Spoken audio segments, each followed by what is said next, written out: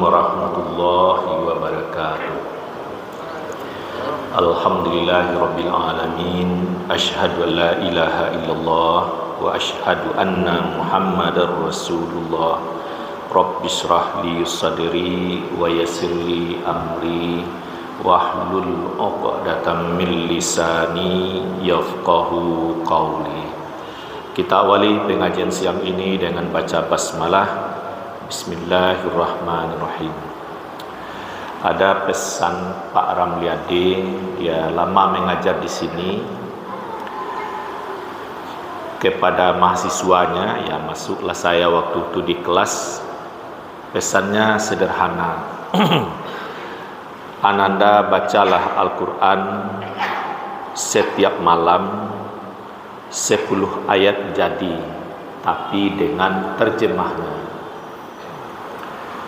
Mirip juga belum lama ini, sekitar 4 tahunan yang lalu, Profesor Amin Suma di kelas pasca sarjana, dia mengajar masih di minggu kedua Syawal.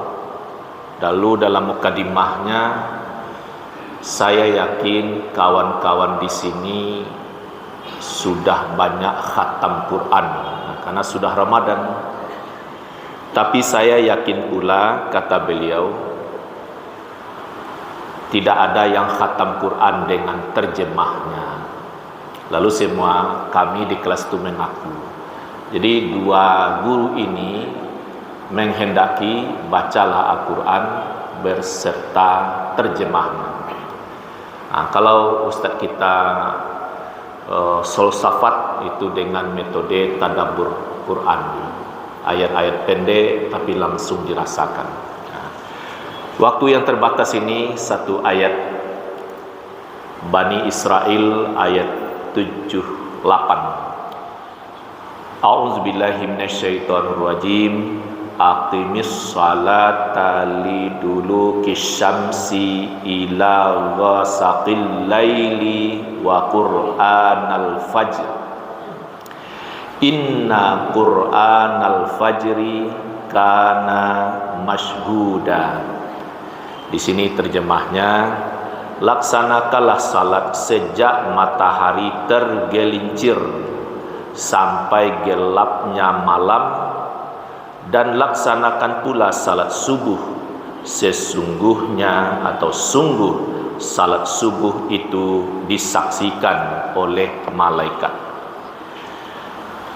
Tadi mungkin sebagian coba menyaringkan telinga, dan saya yakin seperti itu karena buktinya setiap hari. Begitu tadi Bapak mengumandangkan azan, setelah ada kode waktu masuk, dalam hitungan detik ada yang sama azannya masjid lain, ada yang duluan beberapa detik tadi itu, ada juga yang kemudian beberapa detik, tidak sampai beda 1 menit karena jamnya ada. Mengapa di Kota Padang sama azannya? Ya, perintah dalam Al-Quran, dirikanlah salat setelah matahari tergelincir. Jadi azan zuhur tadi itu posisi matahari sudah tergelincir. Nah, cuman makna tergelincir sampai di sini juga bahasanya tergelincir. Mungkin ya kalau diperlurus sudah melampaui tengah hari. Kalau tergelincir pagi berjalan taslincir, kan tergelincir itu jatuh hawa. Tentu matahari tidak dipahami tergelincir, jatuh tajilapak tentu tidak. Artinya titik tengah, kulminasi atasnya sudah melampaui.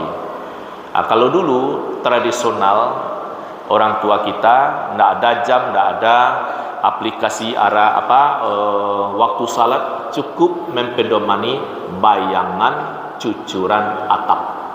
Kalau sudah melampaui bayangan atap dari garis cucuran atap, kalau hujan kan berlubang sedikit pada garisnya, itu diyakini zuhur telah masuk. Sehingga orang dulu tuh salat zuhur sering kali di atas jam 1 siang. Nah, karena tidak ada pedoman tengah hari lewat sedikit itu bagaimana. Jadi ini diberitahu apabila matahari sudah tergelincir dirikan salat. Ada waktu-waktunya sampai malam, asar, maghrib, Isya. Jadi dirikalah salat setelah matahari tergelincir sampai malam. Malam itu diakhiri dengan Isya. Lalu kalimat berikutnya, inna Qur'anal fajri, dirikalah salat subuh. Inna Qur'anal fajri kana mashhuda. Sesungguhnya salat subuh itu disaksikan. Wa Qur'anal fajri dimaknai bacaan waktu subuh ya. Salat subuh itu disaksikan. Cuman yang ingin diulang-ulang, tidak ada kata subuh di sini, hanya fajri, fajar.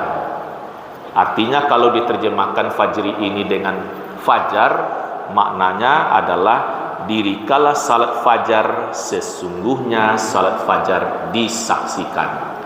Jadi di sini kembali kita pertegas, apa itu salat fajar? Adalah salat subuh. Ingat, salat subuh adalah dimulai terbit fajar. Jadi begitu fajar terbit, azan dikumandangkan, lalu salat sunat. Salat sunat itu disebut salat sunat fajar. Kita orang Indonesia sering menyebut salat sunat rawatib 2 rakaat sebelum subuh. Sama saja. Sudah selesai salat sunat, iqamat. Lalu imam saf lurus rapat dan seterusnya, imam takbir, makmum takbir. Kita orang Indonesia menyebutnya salat subuh, tapi itulah dia salat fajar.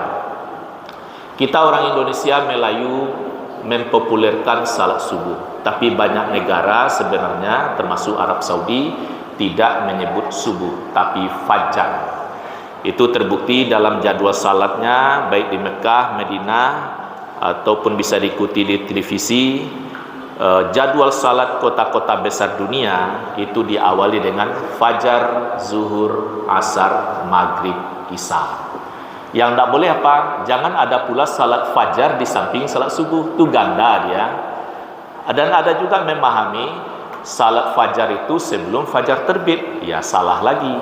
Sebelum fajar terbit adalah wilayah waktu salat tahajud dan witir bagi yang belum.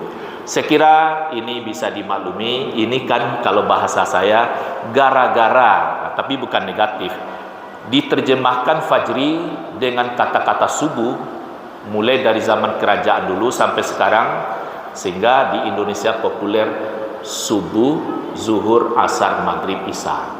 Tapi saya sebenarnya sejak dulu sudah berharap fajar, zuhur, asar, maghrib, isya. Tapi kapan ini? Yang jelas wacana ini diangkat, ada dalam Al-Quran. Mudah-mudahan ini bisa menambah pemahaman untuk antisipasi. Jangan ada pula salat fajar di samping salat subuh, karena itu juga dia. Billahi taufiq wal hidayah. Assalamualaikum warahmatullahi wabarakatuh.